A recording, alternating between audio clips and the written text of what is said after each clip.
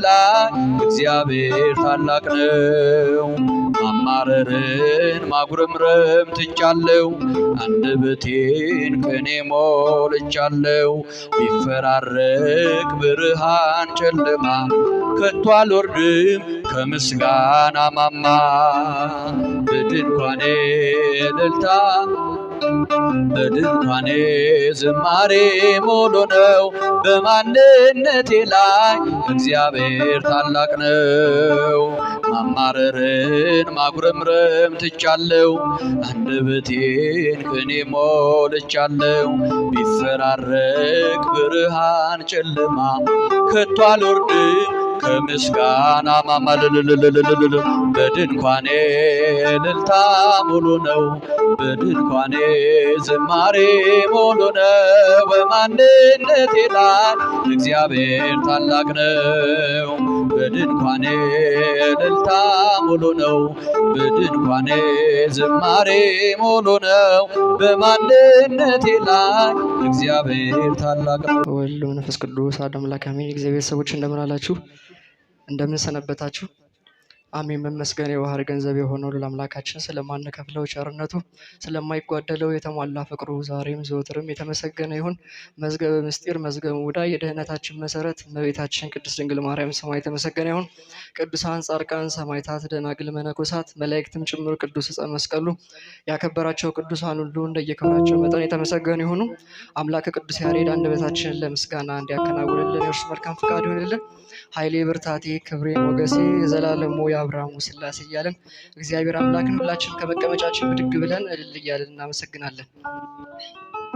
ኃይሌ ብርታቴ ክብሬ ሞገሴ ኃይሌ ብርታቴ ክብሬ ሞገሴ የዘላለሙ የአብርሃሙ ሥላሴ የዘላለሙ የአብርሃሙ ሥላሴ ኃይሌ ብርታቴ ክብሬ ሞገሴ ኃይሌ ብርታቴ ክብሬ ሞገሴ የዘላለሙ የዘላለሙ የአብርሃሙ ሥላሴ የዘላለሙ የአብርሃሙ ሥላሴ ተመረጠች ነፍሴ አንተን ለማወደስ ከላይ ከአርያም ከሥላሴ መቅደስ።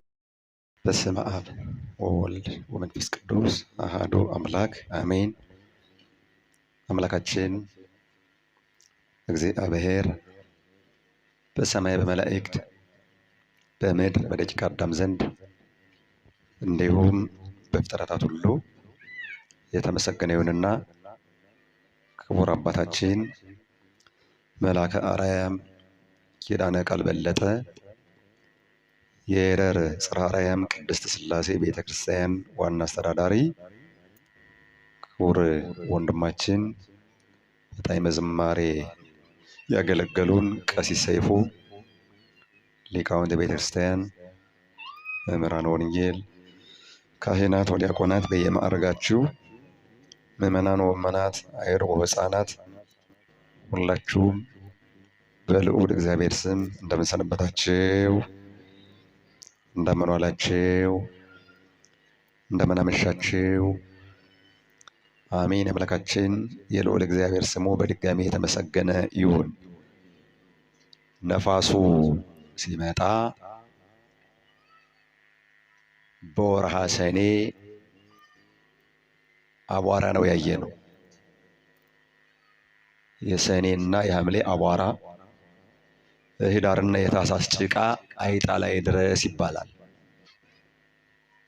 ወርሃ ሰኔ ወርሃ ሐምሌ አቧራ ሆነ ማለት እግዚአብሔር እንደኛ አይጨክንም እንጂ የሰው ልጅ ሕይወት ጭቃ ይሆናል። በሀገራችን በገጠሩ ክፍል አብዛኛውን አሁን ገበሬ እንባ የሚያነባበት ምህል የያዘበት ወቅት ነው። ለእግዚአብሔር የሚሳነው ነገር የለም። ዝናመ ምሕረቱን ጠለ በረከቱን አውርዶ እንዲያሳየን ቅዱስ ፈቃዱ ይሁንልን። እንደ ኢትዮጵያ ኦርቶዶክስ ተዋሕዶ ቤተክርስቲያን ስርዓተ አምልኮ አስተምሮ አሁን ያለንበት ወቅት ዘመኑ ዘመነ ዕርገት ነው። እስከ ሰኔ 17 ድረስ እንዲህ እያለ ይቀጥላል። መጽሐፍ እንደሚነግረን ሊቃውንት እንደተረጎሙልን ቅዱስ ያሬድ እንደዘመረልን ጠንከር ያለ መሰረታዊ ትምህርት እንማማራለን። እኛ ትምህርት የማጠንከር አቅም የለንም። ድርሰቱን የደረሰው ሊቅ በጊዜው ለነበሩት አያማንያን መልስ ሲሰጥ ላመኑት ሲያመሰጥር የተናገረው ኃይለ ቃል ነው። እንዳትረሱ ዘመኑ ዘመን እርገት ነው ብያለሁ። ያ ማለት የምንማማረው የኢየሱስ ክርስቶስን እርገት አስመልክቶ ነው ማለት ነው። የትምህርታችን ርዕስ የሚሆነው አረገ እንጂ አሳረጉት አላለም። ይህን ቃል ሁላችሁ ተናገሩ። አረገ እንጂ በሉ። እኔ አልሰማችሁም። አረገ እንጂ አሳረጉት አላለም። ሃይማኖተ አበው ምዕራፍ 67 ቁጥር 12 የተናገረው ሊቅ ዮሐንስ አፈወርቅ። ትርጓሜውም ወርቅ ነው፣ እሱም ወርቅ ነው። ትርጓሜ ወርቅ ነው። ወርቅ ሜዳ ላይ አይገኝም፣ መሬት ተቆፍሮ ነው የሚገኘው። መጻሕፍትም በደንብ በሊቃውንት ሲመረመሩ ልክ ከርሰ ምድር ላይ እንዳለ ወርቅ በትርጓሜ ሲገለጡ እንደ ወርቅ ያበራሉ ማለት ነው። በጠቀስኩላችሁ ምዕራፍ 67 ቁጥር 12 ሃይማኖተ አበው ማለት ነው እንዲህ ይላል። ወካዕበ ይቤ ውስተ መጽሐፈ ተሐስሶ በትርጓሜ መዝሙር ዘአርብዓ ወስድስቱ ይቤ አርገ እግዚአብሔር በቃለ ቀርነመዊ ወይቤ አይረግዎ። ተሐስሶ በሚባል የምርመራ መጽሐፍ የቅዱስ ዳዊትን 46ኛውን መዝሙር በተረጎመበት ድርሳኑ ዮሐንስ አፈወርቅ እንዲህ አለ። ምን አለ? ድል መንሳት ባለበት የነጋሪት ድምፅ እግዚአብሔር አረገ ወይቤ አይረግዎ፣ አሳረጉት ግን አላለም። በደንብ ያዙ ይሄን ቃል ከምን ጋር እንዳገናኘው እንዳነጻጸረው። ወይ ፈቀደ መራሄ ፍኖት ቅድሜሁ፣ ሲያርግ በፊቱ መንገድ የሚመራው አልፈለገም። ዳእሙ ውእቱ አርገ ውእተ ፍኖተ፣ እሱ ራሱ በዚያ መንገድ አረገ እንጂ አሳረጉት ግን አላለም። ወይ ክህለ ኤልያስ ይርግ በዝንቱ መካን ከመ ክርስቶስ፣ ከዚያ በፊት አረገ የተባለው ኤልያስ እንደ ክርስቶስ ባረገበት መንገድ ባህሪ ማረግ አልቻለም። ወኢክለ ህላዌው ለኤልያስ ይርግ በዝንቱ መካን ነኪር፣ የኤልያስ ባህሪው ክርስቶስ ባረገበት መንገድ ባህሪ ሊያርግ አልቻለም። አላህ ኃይላት አይረግዎ ሀበተ አዘዙ፣ መላእክት ወደ ታዘዙበት አሳረጉት እንጂ።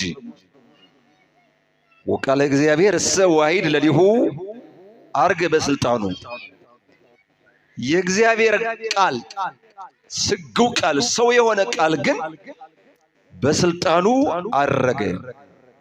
እስመ እግዚአ ኃይላት ውእቱ፣ ለምን ከተባለ የመላእክት ፈጣሪ ነውና። ሄኖክ አርጓል፣ በስልጣኑ አላረገም።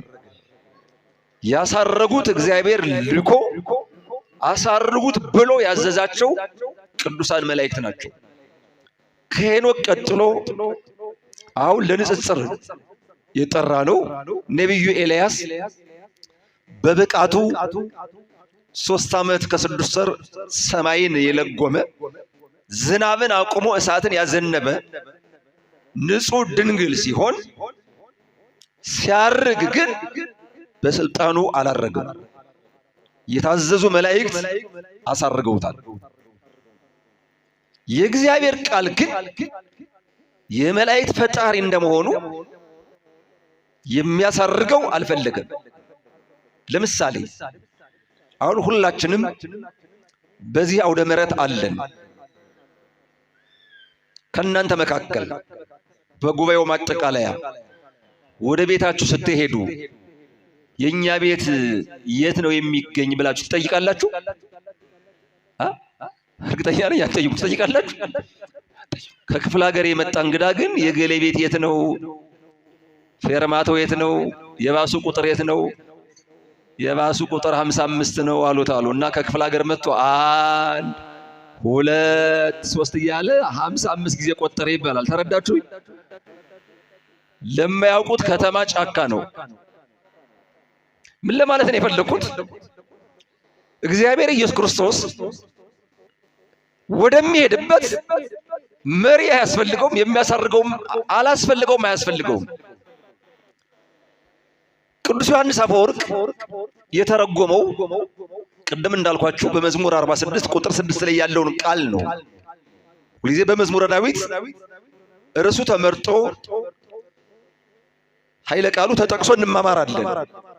ዮሐንስ አፈወርቅ ግን እንዴት ነው የተረጎመው? ዝም ብሎ እግዚአብሔር አረገ ብቻ አላለም። አረገ አለ እንጂ አሳረጉት አላለም። ቀጠላውን ወደ አዲስ ኪዳን መጣ። ወበይንተዝ ይቤ ሉቃስ ወንጌላዊ በመጽሐፈ ግብር የሐዋርያት ሥራ ምዕራፍ 1 ቁጥር 9። ስለዚህ ወንጌላዊ ሉቃስ የሐዋርያትን ሥራ በጻፈበት ምዕራፍ እንዲህ አለ። እስመ አርዳኢሁ ያንቃዱ ሀቤሁን ዘያርግ ሰማይ። ክርስቶስ ወደ ሰማይ ሲያርግ ደቀ መዛሙርቱ ትኩር ብለው ወደ ሰማይ አንጋጠው ይመለከቱ ያዩ ነበረ። ወይቤ አይረግቦ አሳረጉት ግን አላለም። ወይሂ ጾርዎ ተሸከሙትም አላለም። እስመ መካን ሀበ አርገ ዘዚያ ውእቱ ያረገበት ቦታ የሱ ነውና።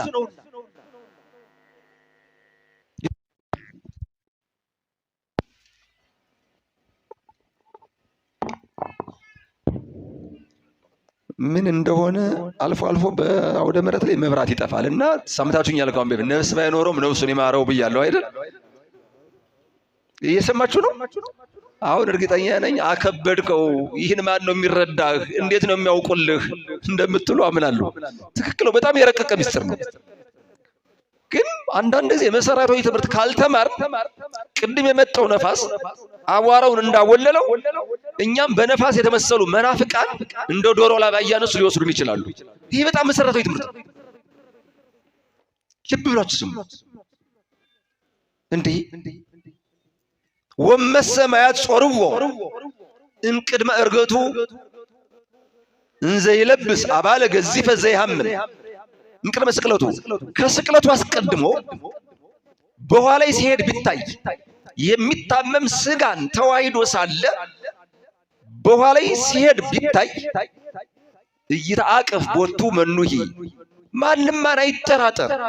ይዜ ሶበተሬ እንዘ ያርግ ሰጢቆ ነፋስ ዛሬ ነፋስን ከፍሎ ሲያርግ በታየ ጊዜ ማንም ማን አይጠራጠር።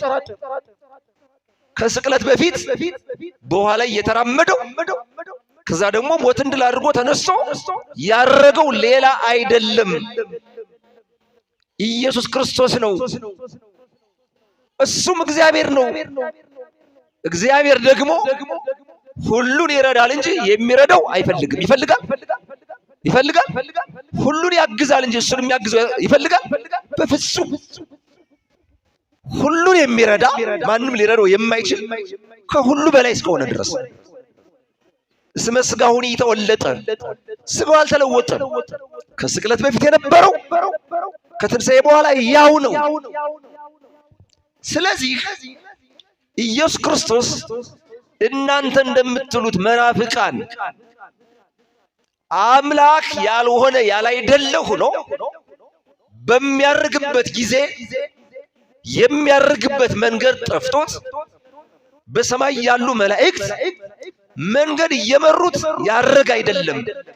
የመላእክት ፈጣሪ እስከሆነ ድረስ እንደ ሄኖክ የሚመሩት መላእክት፣ እንደ ኤልያስ የሚመሩት መላእክት አልፈለገም። ለምን? እግዚአብሔር ስለሆነ። ሌላው ይቅርና ንጽሕተ ንጹሐን ቅድስት ድንግል ማርያም ስታርቅ መላእክት ናቸው ያሳረጓት። እንግዲህ አባታችን በጣዕመ ዜማ ያበጥሩታል። አይረግዋ መላእክት ይላል አይደል ቅዱስ ያሬድ በፍልሰታ መዝሙር። ለምንድን ነው ይሄን የመረጥንበት ምክንያት? ማለት መጽሐፍ ነው የመረጠው። በነገራችን ላይ በደንብ እንድትይዙልኝ የምፈልገው ነገር ኢየሱስ ክርስቶስ እግዚአብሔር ነው አይደለም? ነው አይደለም? ተናገሩ እንጂ እግዚአብሔር ነው አይደለም? ነው። እግዚአብሔር ይለመናል ወይስ ይለምናል? ይለምናል ነው ወይስ ይለመናል? ይለመናል እንጂ አይለምንም። እሺ ጆሮአችን በሚያደነቁሩት ሰዎች አነጋገር ልናገር። ኢየሱስ ክርስቶስ ይማለዳል ወይስ ያማልዳል? ይማለዳል ወይስ ያማልዳል? ማን ነው ያማልዳል የሚል? በእናንተ እንኳን አልፈርድም፣ ይበቃቸዋል። ይማልዳል በሉ እስኪ። ይለመናል ማለት ይማልዳል ማለት። እግዚአብሔር ይለመናል እንጂ አይለምንም። ኢየሱስ ክርስቶስ ደግሞ እግዚአብሔር እንደሆነ በትንቢተ ዳዊት የተረጋገጠ ነው። ምን ብሏል ዳዊት? አርገ እግዚአብሔር በይባቤ፣ እግዚአብሔር በመለከት ድምፅ አረገ። ዮሐንስ አፈወርቅ ምን አለው? እግዚአብሔር አረገ አለ እንጂ አሳረጉት ግን አላለም። ለምን? የመላእክት ፈጣሪ ስለሆነ። ኢየሱስ ክርስቶስ ይማለዳል እንጂ አያማልድም። ተማላጅ አይደለም ማለት የሚያማልድ አይደለም። ይቅርታ፣ ይለመናል አይለምንም። አማላጅ አይደለም፣ ተማላጅ ነው ማለት ይለመናል። ተማላጅ ነው ስልክ ድንግር እንዳይላችሁ። የምንለምነው አምላክ እንጂ የሚለምን አምላክ አይደለም። በምሕረቱ በቸርነቱ እንዲለመነን ቅዱስ ፈቃዱ ይሆንልን። ዳይጸ ቃል ሲኖር አዎ ዳይጸ ቃል ነው በሉ። አንድ አነጋገር አለ። የነገር ጣዕሙ ዝግታ፣ ያዋቂ ጣዕሙ ዝምታ ይላሉ። አሁን ሰው ከቸኮለ መሳሳቱ አይቀርም። ዕውቀት በእርምጃ እንጂ በሩጫ አይታወቅም፣ አይፈጸምም። ሂደት ነው፣ ቀስ በቀስ ነው። ቅዱስ ዳዊት በመዝሙር 67 ቁጥር 19 ላይ የዘመረውን ቅዱስ ጳውሎስ ለኤፌሶን ሰዎች በጻፈው ምዕራፍ 4 ቁጥር 8 ላይ እንዲህ አለ። እስመ ይቤ አረገ ውስተ አርያም ፄወከ ፄዋ። ምናልባት የዘመነ እርገት ላይ አባቶቻችን እንደምታውቁት ላይ ቤት ታች ቤት አለ።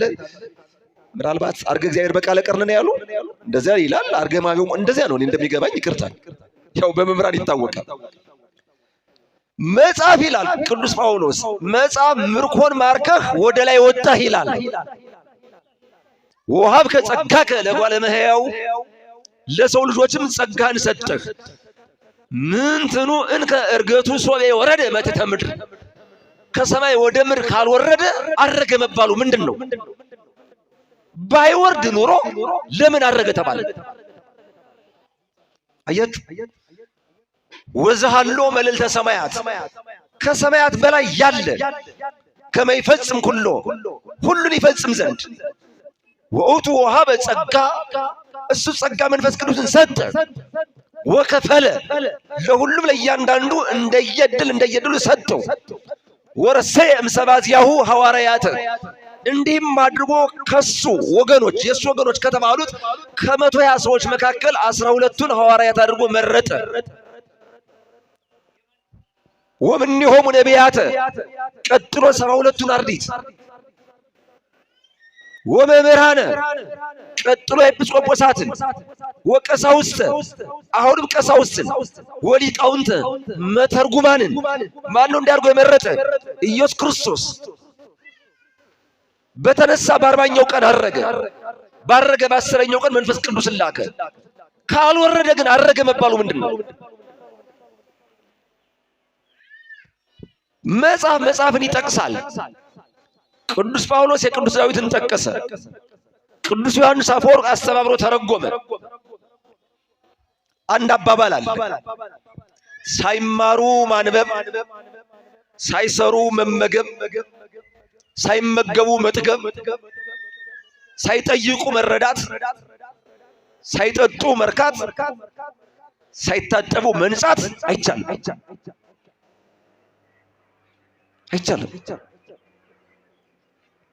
ቅዱስ ያሬድ አነጋገሩ የተለየ ነው።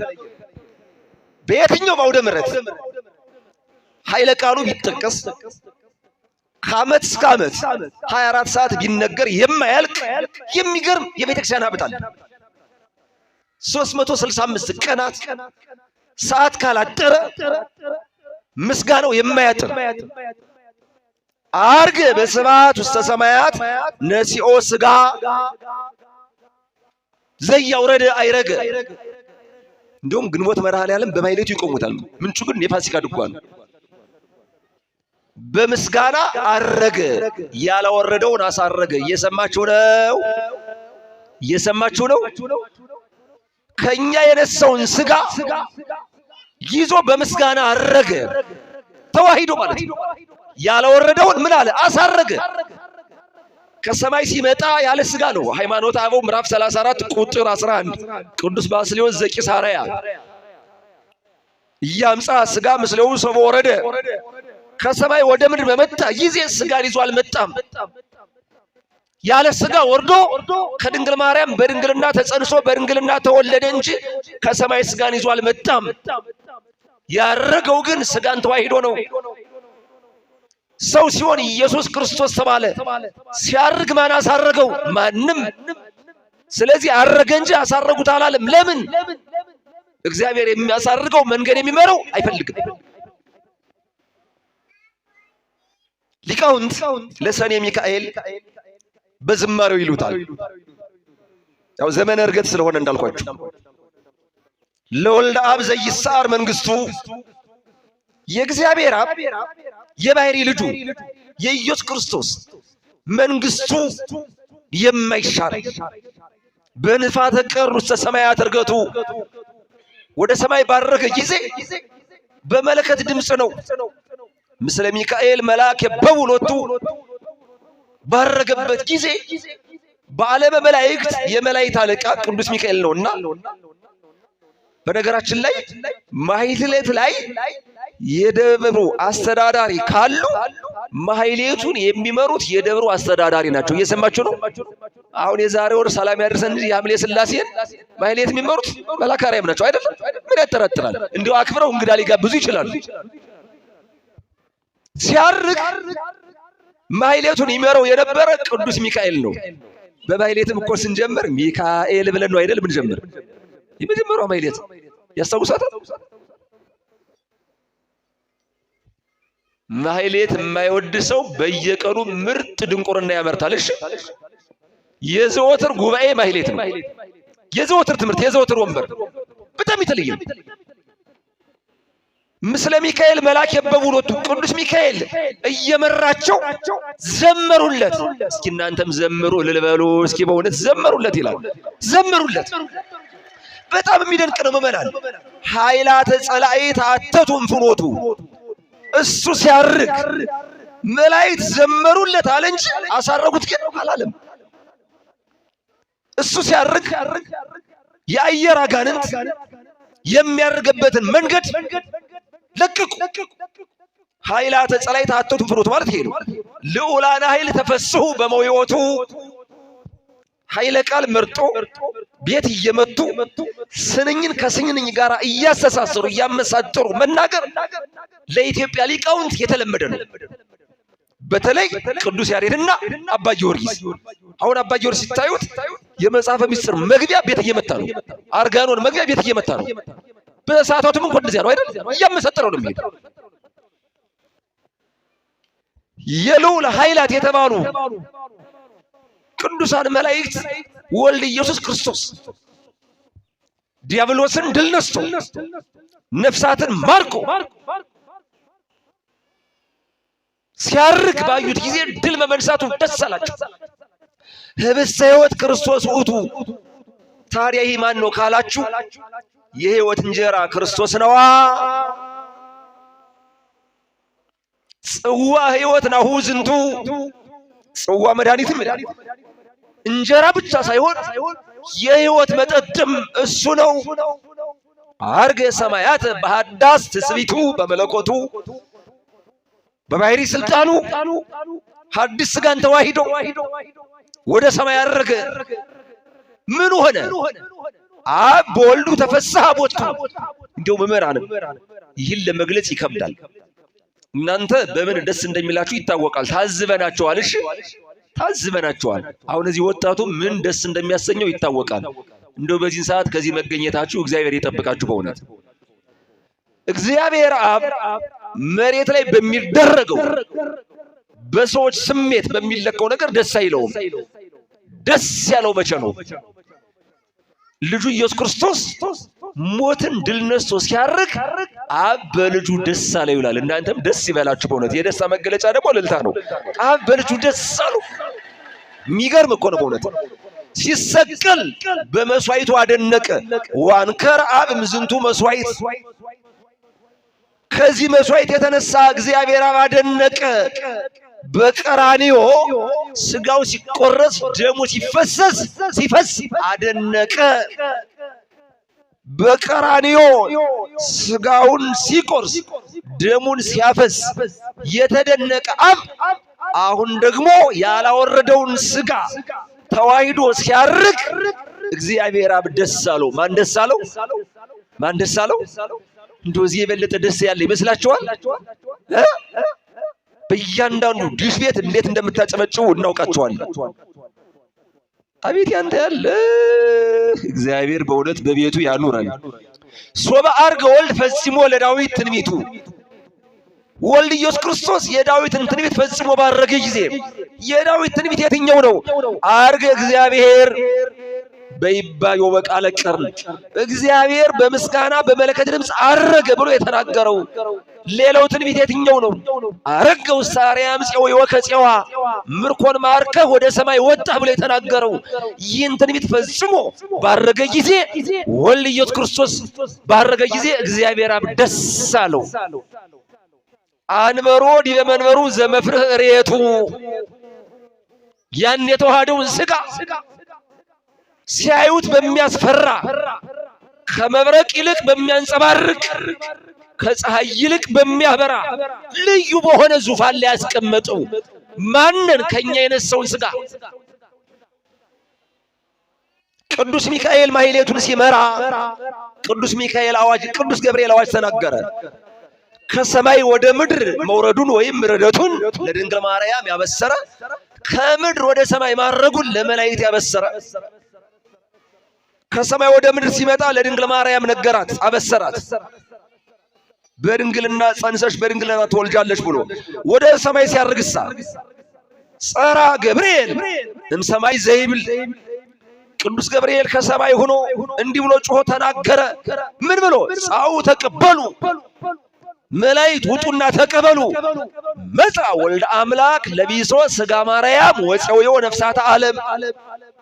የአምላክ ልጅ አምላክ ስጋ ማርያምን ተዋሂዶ በሲኦል ለ5500 ዘመን በግራጋንን ተጠቅጥቀው በመንጸፈ ደይን ወድቀው ዲያብሎስ በጥርሱ እየነከሳቸው በእግሩ እየረገጣቸው በእሳት እየተቃጠሉ ትል እየነከሳቸው ጠቁሩ የነበሩትን ነፍሳት ማርኮ ወደ ሰማይ ባረገ ጊዜ ቅዱስ ገብርኤል አዋጁን ሲናገር ሁሉም መላእክት እሱን ለመቀበል ሲወጡ ቅዱስ ሚካኤል ማህሌቱን እየመራ ሲያርግ እግዚአብሔር አብ ደስ አለው።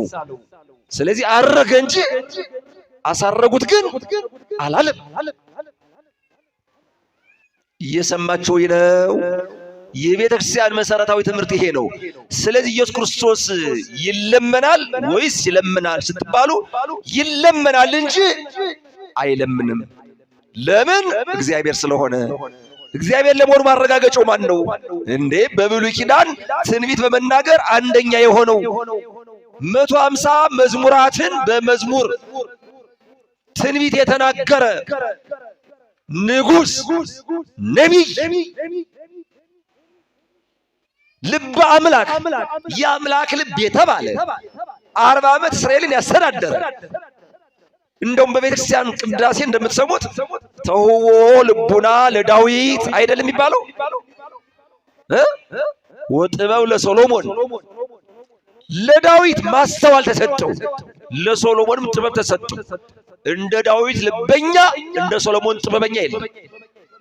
ይህን ትንቢት የተናገረው የረቀቀ አእምሮ ያለው ቅዱስ ዳዊት ኋላም የሱን ኃይለ ቃል ጠቅሶ የኤፌሶንን ሰዎች በሚገባ ያሳመናቸው መምህር አሕዛብ የሚባለው ቅዱስ ጳውሎስ ኋላም አፈወርቅ የተባለ ሙሉውን መጻሕፍት ልክ ሸንኮራ አገዳን አላምጣችሁ መዓዛውን መጠጥ ስታደርጉት እንደሚጣፍጠው ሁሉንም የቤተ ክርስቲያን መጻሕፍት እያንዳንዱን የተረጎመ ያስረዳ ዮሐንስ አፈወርቅ ጠቅለል አድርጎ አረገ እንጂ አሳረጉት አላለም።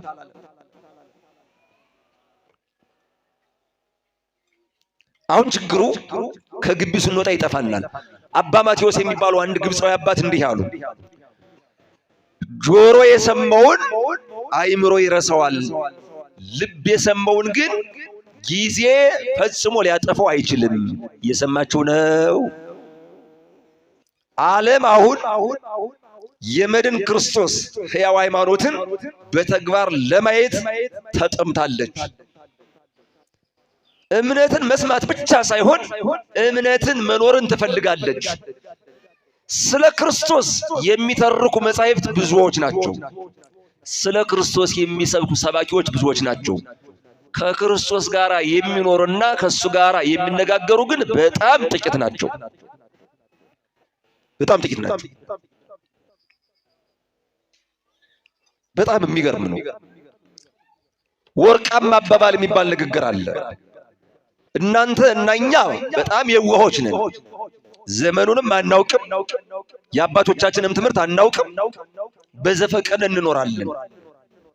ምን አለ አንድ ብልህ ሰው፣ እንደይን በደንብ እንድትረዱኝ ይፈልጋለሁ።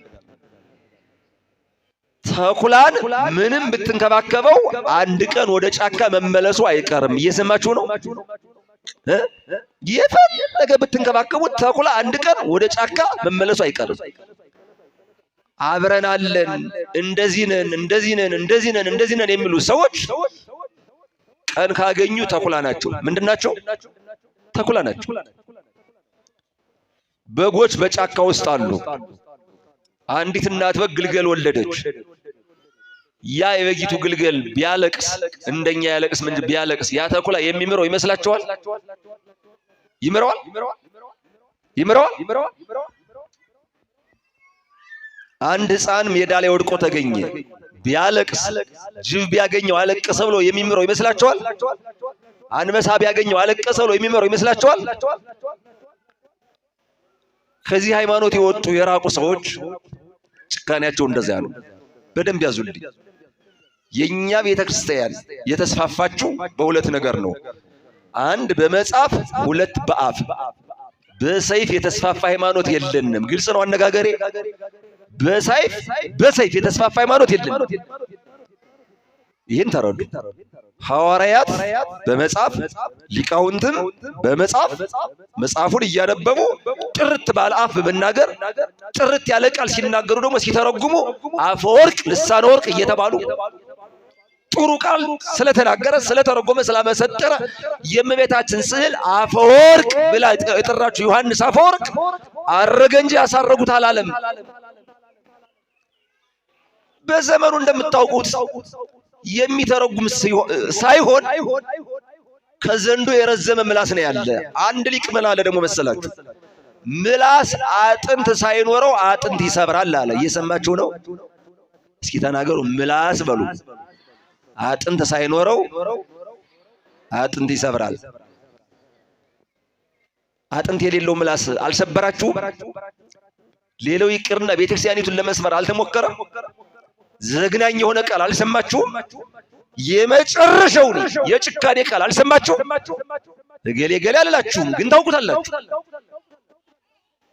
ግን እኛም ሞኝነታችን መቼ ይሆን? ቢያንስ ክርስትና ገብቶን እንሙት። ክርስትና ገብቶት የሞተ ሰው ሰማዕት ነው። ሞኝ ቅጠሉን ያያል፣ ብልህ ግን ፍሬውን ያያል። ሞኝ የዕለቱን ብልህ ያመቱን። የሞኝ ሰው ልቡ ካፉ ላይ ነው ያለ። የብልህ ሰው አፉ ከልቡ ውስጥ ነው ያለ። ያው እነዚህ እንደው እርግጠኛ ነኝ ቁጥራችሁን አላውቅም እንጂ አብዛኛዎቻችሁ ልባችሁ ያለ ካፋችሁ ላይ ነው። ልብ የለንም በፍጹም። ከሰማይ በታች በዓለም አቀፍ ደረጃ እንደዚች ቤተክርስቲያን የጠራ ትርጓሜ ያላት፣ የጠራ ማህሌት ያላት፣ የጠራ ቅዳሴ ያላት አለ። ምንድነው የጎደለን? ማስተዋል። ለዚህ ነው በቅዳሴያችን በተለይ እዚህ በዘመን አስተርእዮና በበዓለ ሃምሳ ሲቀደስ እንዲህ ይባላል። ካህኑ እምቅድመ ዓለም ወእስከ ለዓለም ብሎ ይነሳል። እዚህ አልፍ ብሎ ይስማ ሰማይ ሰማይ ይስማ ወታጽም ምድር ምድርም ታድምጥ ወይደንግጹ መሰረታተ ህምዝ የምድር ዳርቻዎች ይደንግጡ ይላል ካህኑ። ዲያቆኑ ቆሎ ይቀበልና እለትነብሩ ተንስኡ የተቀመጣችሁ ተነሱ ይላል። እዚያ በኋላ ካህኑ በፈቃድ አቡ ወረደ፣ በአባቱ ፈቃድ ወረደ። ሀበ ማርያም ተአንገደ ከድንግል ማርያም ዘንድ ሰው ሆነ። በድንግልና ንጹሕ እግዚአብሔር ተወልደ፣ በንጹሕ ድንግልናዋ እግዚአብሔር ተወለደ። እየሰማችሁ ነው? ውስተ ጽባ ነጽሩ ወደ ምስራቅ ተመልከቱ ይላል ዲያቆን። ከዚያ በኋላ በጎለ እንስሳ ተወዴ በእንስሳት በረት ተጣለ። አምሃ ንግሡ ተወፈየ እጅ መንሻውን ተቀበለ፣ የንግስናውን እጅ መንሻ ተቀበለ። ወከመ ሕፃናት በከየ እንዘ ይስእል ማጥባተ ሙሲሳዬ ከእናቱ ጡቶች ወተትን እየለመነ ምግብን እየለመነ እንደ ሕፃናት አለቀሰ። በበህቅ ልህቀ በየጥቂቱ አደገ። በ30 ክረምት በዮርዳኖስ ተጠምቀ። በ30 ዘመኑ በዮርዳኖስ በፈለገ ዮርዳኖስ በዮሐንስ ተጠመቀ። አንሶሶ ገሃደ በግልጥ ተመላለሰ። ዋሰራዬ ከመሰብ እንደ ሰው ታየ። እዚያ በኋላ ዲያቆኑ ምን ይላሉ? ይቅርታ ንነጽር እናስታውል። ታስታውላላችሁ ወይ? ችግሩ ራሱ እናስታውል የሚለው ያስታውላሉ ወይ? እየሰማችሁ ነው? ሁልጊዜ በቅዳሴ የሚገርሙ ሁለት ቃላት አሉ። አንደኛው እናስታውል፣ ሁለተኛው አምላካችን ሆይ እንደ ቸርነት ነው እንጂ እንደ በደላችን አይሁን። እንደ በደላችን አያችሁ። አንድ የሚገርም ዜና ትናንት ሰማሁ። በጣም ነው የገረመኝ። ለእናንተ ይግረማችሁ አይግረማችሁ አላውቅም። አንድ የግል ሶሻል ሚዲያ ነው የዘገበው። የታወቀ ጋዜጠኛ ነው። በአንዲት ሀገር ዓለምን በምትበጠብጠው ሀገር በዓለም ላይ ቁጥር አንድ ባለ ሀብት አለ። ማነው እሱ? 1 ትሪሊየን ዶላር አለው አለ። ስንት? ሰውየው አንድ ሰው ነው። ያ ማለት ለኢትዮጵያ የስንት ዓመት በጀት እንደሚሆኑ አስቡ። 1 ትሪሊየን ዶላር ነው ሁሉ ያውቅ። ከዚያ 4 ሚስቶች ነበሩ። ስንት ሚስቶች? 14 ልጆች አሉ። ስንት ልጆች? እድሜው 54፣ ልጆቹ 14፣ ሚስቶቹ 4፣ ካፒታሉ 1 ትሪሊየን ዶላር። አሁን ሚስቱን ፈቶ ብቻውን ነው ያለ። ያሳዝናችሁ። አሁን በዓለም የፈለገ ገንዘብ ቢበዛ ሰው በሰላም መኖር ይችላል? ገንዘብ በራሱ ሰላምን ያመጣል? አያመጣም። ይሄ ሁሉ ገንዘብ እያለው እንግዲህ ዝም ብላችሁ አስቡት። ወይ አልመነኮሰ ገዳም አያስብም። እሺ ገዳም አያስብም በጭራሽ። የሰው ልጅ የመጨረሻ ሀብቱ ሃይማኖት ነው። ምንድነው? ሃይማኖት። የመጨረሻ መሬት ላይ የሚበላ ካገኘ እንደውም ፈልገራችሁ የመጨረሻው ሀብታም ማን ነው ካላችሁ ገበሬ ነው። ማን ነው? አሁን ገበሬ እግዚአብሔር ዝናብ ካዘነበለት መንግስት ማዳበሪያ ካቀረበለት ይረብሻል? ይረብሻል? ማን ነው የሚረብሽ? ገበሬው ነው ወይስ ከተማ ላይ ያለው ሰው ነው? ብጥብጥም ያደርግ ተመረናል የሚል ሰው ነው። ብጥብጥም ያደርግ አንድ ኢትዮጵያዊ ሳይንቲስት ነው። በጣም የታወቀ ነው። በኢትዮጵያ የመጀመሪያው ነው። ከኢትዮጵያ አልፎ በአፍሪካ የመጀመሪያው ነው ይባላል። ታላላቅ ምሁራን ባሉበት ንግግር ሲያደርግ እንግዲህ ሰውየው እኮ አስቡት፣ በኢትዮጵያ የመጀመሪያው ነው አልኳችሁ። ኧረ እንደው አይረዳችሁም። አንደበቱ ቁጥብ፣ አይምሮ ግን የረቀቀ እውቀትን የተሸከመ ነው። ሰብስቦ ንግግር ሲያደርግ እሱ ንግግር በሚያደርግበት መድረክ ላይ የታወቁ ፕሮፌሰሮች፣ የታወቁ ዶክተሮች፣ የታወቁ ኢንጂነሮች የፈለገ ቢሆን አንድ ዲግሪ የሌለው ግን የለም። ከዚያ ምን አለ መሰላችሁ? ከገበሬ ታላቅ ጥበብን እናገኛለን አለ። ከማን? ከፖለቲከኞች ነው ያለ? ከገበሬ ነው ያለ። ሰውየው ልብ በሉ፣ በአፍሪካም በኢትዮጵያም የመጀመሪያው ነው። አንደኛ ፈሪሃ እግዚአብሔር አለ። አንደኛ ማን? ሁለተኛ ሃይማኖት፣ ሶስተኛ ጀግንነት። እግዚአብሔርን መፍራት ካለ፣ ሃይማኖት ካለ፣ ጀግንነት ካለ ሌላ ሁሉ ነገር የዚያን ያክል ነው።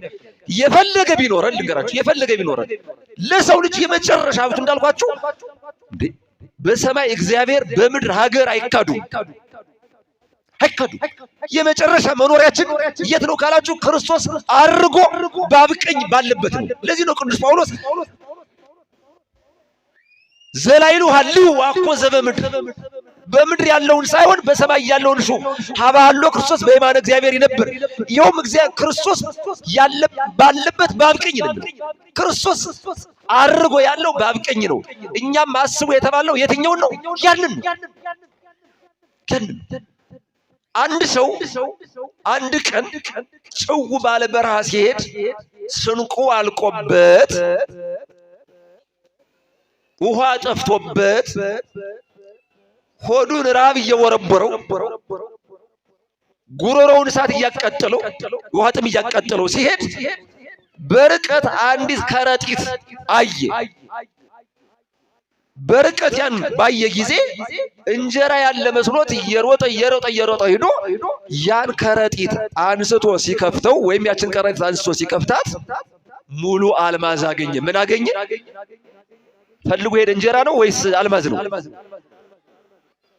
ምን እንዳለ ታውቃላችሁ? ወይኔ እንጀራ አገኛለሁ መስሎኝ አልማዝ አገኘው ብሎ ወሩሮ ጥሎት ሄደ። እየሰማችሁ ነው? ምንም በሌለበት ሰዓት ላይ ሰው ያስፈልገው እንጀራ ነው ወርቅ ነው? ውሃ ነው ያስፈልገው ወይስ አልማዝ ነው? እንጀራ ከሌለ ውሃ ከሌለ ሌላው ነገር ሁሉ ምንም እንዳልሆነ ታውቃላችሁ? እግዚአብሔር በነፃ ዝናብን ሲሰጠን ውቅያኖስ ላይ ያለውን ውሃ በደመና ቋጥሮ ወስዶ ያለ ምንም ነገር ዝናብ አድርጎ በመላው ዓለም አዝንቦ በዝናብ አብቅሎ በፀሐይ አብስሎ ሲመግበን እናመሰግነዋለን። አይጣል አይድረስ እንጂ አሁን አንድ ወር ሙሉ አዲስ አበባ ላይ ውሃ ቢጠፋ ምንድነው የምንሆነው? አይጠፋም። እሺ እንዴ እኛ ጨካኞች ነን። እግዚአብሔር ግን ቸር ነው። እሺ ለቸሩ እግዚአብሔር እልል ብላችሁ ምስጋና አቅርቡለት። ቸር ነው እግዚአብሔር፣ ቸር ነው። ሲያርግ ወይም ከማድረጉ አስቀድሞ ቅዱሳን ሐዋርያትን ሲያስተምር ምዕራፍ 13 ዮሐንስ ወንጌል ምዕራፍ 13 ምዕራፍ 14 15 16 17 ይህን ትምህርት ያስተማረው መጋቢት 26 ቀን ነው። ሊቃውንት ምዕራፍ 13 ሕጽበተ እግር አይደል 26 ነው ያስተማረው። አጠቃላይ 13 14 15 16 17 እነዚህን ትምህርቶች ያስተማረው መጋቢት 26 ነው። እኔ እሄዳለሁ፣ እኔ ካልሄድኩ ግን መንፈስ ቅዱስ አይመጣም። ከሄድኩ በኋላ የሚያጽናና መንፈስ ቅዱስን እልክላችኋለሁ፣ ለእናንተም ቦታ አዘጋጅላችኋለሁ። ኢየሱስ ክርስቶስ ወደ ሰማይ ሲያርግ ቦታ ያዘጋጀልን በአዲስ አበባ ነው? በኤረር ነው ወይስ በአሜሪካ ነው ወይስ በአውሮፓ ነው? የኛ ቤት ተዘጋጅቶ ያለው የት ነው? ራሱ ኢየሱስ ክርስቶስ ባለበት በአብ ቀኝ አረገ እንጂ ደግሞ አሳረጉት አላለም። ሂዷል፣ ይመጣል። ወደ ሰማይ ያረገው አምላክ ዳግመኛ ሲመጣ ቅዱሳንን ይዞ ወደ ሰማይ ይሄዳል። ኃጥአንን ወደ ታች ይወረውራቸዋል። ሁለት ዓለማት አሉ። ከላይ መንግስተ ሰማያት፣ ከታች ገሃነመ እሳት። በላይ በመንግስተ ሰማያት ከአሁን በፊትም እንደነገርኳችሁ እሱ ባለበት በአብ ቀኝ ባለበት የምንኖር ከሆነ እንኳን የቋንቋ ልዩነት እንኳን የሃይማኖት ልዩነት ከናንተ መካከል ሕፃን ሆኖ ይሙት፣ ወጣት ሆኖ ይሙት፣ ሽማግሌ ሆኖ ይሙት፣ ሕፃኑና ትሙት፣ ወጣቱና ትሙት፣ ባልቴቱና ትሙት፣ ምንም ይሁን ፊቱ የተጨማደደ አይኑ የሞጨሞጨ ወገቡ የጎበጠ ፊቱ የተጨማተረ ሰው በመንግስተ ሰማያት የለም። አንድ አይነት ልብስ፣ አንድ ቋንቋ፣ አንድ ንጉስ፣ አንድ ህዝብ። ደግሞ ታዲያ ከዚያ ሄዳችሁ ብሔር ብሔረሰብ ልትሉ ነው? እዚያ መንግስተ ሰማያት ብሔር ብሔረሰብ የለም። እሺ እንደነገርኳችሁ ፍጥረቅ ብትሉ የለም። በመንግስተ ሰማያት እንዲህ ያለ ቋንቋ የሥራ ቋንቋ ይሁን የሚባል ክርክር የለም አለ። ፍጥረቅ ብትሉ መንግስተ ሰማያት አማርኛ ቋንቋ የለም። ይንደዳችሁ። ኧረ ተናደዋል። እውነትን መንግስተ ሰማያት መሬት ላይ የሚነገር ቋንቋ የለም። ያለው የመላእክት ቋንቋ ነው። ለዚህ ነው ቅዱስ ጳውሎስ በመላእክት ቋንቋ እንኳን ባመሰግን ፍቅር ከሌለኝ ከንቱ ነኝ፣ ባዶ ነኝ። መንግስተ ሰማያትን የምታክል ሀገር እያለች በጥቃቅን ነገር ስንባላ እንኖራለን። በጥቃቅን በትንሽ ነገር እግዚአብሔር አንድም ቀን ለሰው ልጅ ነፍጎ አያውቅም። አንድም ቀን ለሰው ልጅ ያላደረገለት የለም። ሌላው ይቅርና ንጹህን የመጨረሻውን ንጹህ እንኳን ያገኘነው ከሱ ጎን ነው። ከማን ጎን ነው? ከሱ ጎን ነው። ሞትን እንዳንፈራ ቅዱስ ዮሐንስ አፈወርቅ ድርሳን 4 ላይ እንዲህ ይላል። እናንተ ይላል በዕለተ ዓርብ በመስቀል ተቀጥቅጦ በዕለተ ሰንበት ድል ተነስቶ የተባረረውን ሞት እንዴት ትፈራላችሁ? በደንብ ስሙኝ። ጫካ ያለ ሽፍታ ይፈራል እንጂ እስር ቤት ያለ ሽፍታ ይፈራል? ካልተፈታ ይፈራል? ሞትም ታስሯል፣ ዲያብሎስም ታስሯል። በገዛ እጃችን ሂደን እንግባበት ካላልን በቀር እስከ 451 ዓመተ ምህረት ሃይማኖት ክርስቲያን የሚባል አንዲት ናት። ከ451 ዓመት በኋላ ነሱ ነገሮች ሁሉ ወይም በሃይማኖት ስም የተነሱ ነገሮች ሰው ሰራሽ ናቸው። የኛ ሃይማኖት ሰው ሰራሽ አይደለች። ሃይማኖት ደግሞ በጣም መሰረት ነው። ቅዱስ ሳዊራኖስ ዘገብሎን ይቅርታ ተረፈ ቄርሎስ ምዕራፍ 20 ቁጥር 9 ላይ እንዲህ ይላል፣ ሃይማኖት እንተ ማኅበተ ወጥነት። አሁን መልአከ አርያም ሊያርሙኝ ነው። መልአከ ታቦር ንባቡን ተሳሳትከው ሊሉኝ ነው። አልተሳሳትኩም። ቅዱስ ያሬድ ተፈጥረት ያለው ይሄን ነው። መጽሐፍ ከአንድ ወደ አንዱ ሲጠቀስ ምስጢሩን ሳይለቅ አረፍተ ነገሩን ይለቃል። ተረዳችሁ? ተግባብተናል። ፍቅር ተከትሎ ይሄዳል። ከነበሩበት ደብረ ታቦር ቅዱስ ፋኑኤል በየጊዜው ነበርና ልጅ የሚሉኝ እና ፍቅር ተከትሎ ይሄዳል። አይሄድም? ድንበር የማይገድበው ማን ነው? ሃይማኖት እንተ ማኅበተ ወጥነት። ሃይማኖት ከአብ ተጀመረች ማለት በስመ አብ ወላዲ በማለት አስራጺ በማለት ወሀበ ወልድ በጻት ወደ ወልድ ደረሰች ማለት ወልድ በማለት ወበመንፈስ ቅዱስ ትፈጸም በመንፈስ ቅዱስ ትፈጸማለች ማለት ሰራጺ በማለት ሃይማኖት ጽና ለነፍስ ሃይማኖት የነፍስ ጽን ኃይል ናት። እየሰማችሁ ነው ወይ? ከሁሉ በላይ የሰው ኃይል ጽን ማናት? ሃይማኖት። ወመሰረት ዘህይወት የህይወት መሰረት ናት። ስሩ እንተ ይተሃልፍ የማትለወጥ ናት። ልብስ ይለወጣል፣ ጫማም ይለወጣል፣ ብር በብር ይለወጣል፣ እህል በእህል ይለወጣል። ሃይማኖት በምንም አትለወጥም። ቅድስት ሥላሴ በምን ይለወጣል? በምን ይለወጣል? ሲረሳችሁ እንዴት ነው የቅድስት ሥላሴን ሃይማኖት ሰው የሚለውጥ? ከሦስቱ አካል አንዱ አካል ወደዚህ ዓለም ሲመጣ አባቱ ፈቃዱ ሆኖ የባሕርይ ወተጉ መንፈስ ቅዱስ ፈቃዱ ሆኖ ወደዚህ ዓለም መጥቶ አመድ ነው የተባለውን ሥጋ የሰውን ሥጋ ተዋሂዶ ወስዶ በአብ ቀኝ ሲያስቀምጥ ከሱ በቀር ይህን ሥራ የሠራ ማን ነው? ማንም። ቅዱስ ቄርሎስ ዘኢየሩሳሌም በጣም የተለየ ሊቅ ነው። ሰብስቦ ሲያስተምር ምዕመናን እንዲህ አላቸው። ሁለት ቃል ልናገር። ምዕመናን አላቸው። አቤት በሉ እስኪ ሁላችሁም አንድ ጊዜ ምዕመናን ምዕመናን ምዕመናን። መቼም ለይቼ ወይዘሮ ገሌ ወይዘሮ ገሊት አቶ ገሌ አልልም። ምዕመናን መናገር የኔ የተነገረውን ማስተዋል የናንተ የጎደለውን ሞልቶ ፍጹም ማድረግ ደግሞ የእግዚአብሔር ድርሻ ነው። የማን ድርሻ ነው? የኛ ድርሻ በመጠኑ። ቀጥሎ ምን አለመሰላችሁ? የእግዚአብሔር ምስጋናው አያልቅም፣ ማመስገን አልችልም አለ። ምን አለ? ማመስገን አልችልም። ታዲያ ለምንድን ነው የምታመሰግን አሉት። ይችንማ እንደ ልማዴ ወደ መምህራኑ ልምጣና ታዲያ ለምንድን ነው የምታመሰግን ሲሉት ውሃ ጠምቶኝ ውሃ ልጠጣ ወንዝ ወረድኩ። ወንዙን ጠጥቼ እጨርሰዋለሁን? የአቅሜን ያህል እጠጣለሁ እንጂ እንደዚህ ሁሉ የአቅሜን ያህል አመሰግናለሁ እንጂ የእግዚአብሔር ምስጋና ያልቃልን? የፀሐይን ሙሉ ብርሃን ማየት የሚችል ማን ነው? በበጋ የሚደርቀውን በክረምት የሚሞላውን የወንዙን ውሃ እኔ ጠጥቼ መጨረስ ካልቻልኩ ሁልጊዜ በባሕሩ ሁሉ ሙሉ የሆነለት እግዚአብሔርን አመስግኜ እንዴት እጨርሳለሁ? ከሰማይ ሰማያት ወርዶ ከድንግል ማርያም ተወልዶ በየጥቂቱ አድጎ በ30 ዓመቱ ተጠምቆ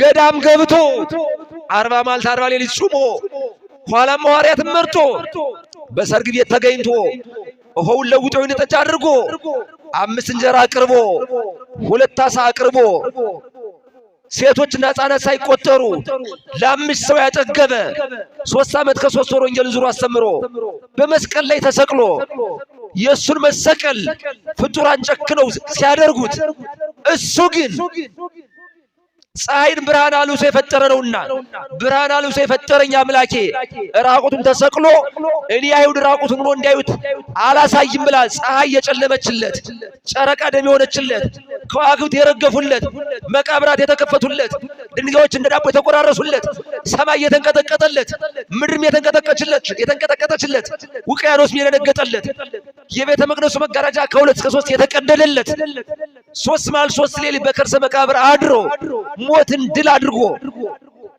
ተነስቶ ተጨንቀው የነበሩ ሐዋርያትን በዝግ ቤት ገብቶ ሰላም ለእናንተ ይሁን ብሎ ያረጋጋቸው፣ ስልጣነ ክህነትን የሰጣቸው በተነሳ በ40ኛ ቀኑ እስከ ቢታንያ ድረስ አውጥቶ እጁን አስቀምጦ ከአፄው ሕይወት እስከ ፓትርያርክነት ሹሞ ያረገ እንደሄድኩ አልቀርም እመጣለሁ፣ ለእናንተ ግን ቦታ አዘጋጅላችኋለሁ፣ እኔ እንዳረኩ እኔ ወዳለሁበት እናንተንም ወስዳችኋለሁ ብሎ ይህን ሁሉ የቸርነት ሥራ ያደረገልኝን የእግዚአብሔር ምስጋና እንዴት አመስገኘኝ እርሰዋለሁ። አሳረጉት እንጂ ይቅርታ አረገ እንጂ አሳረጉት አላለም። ደህና ደሩ።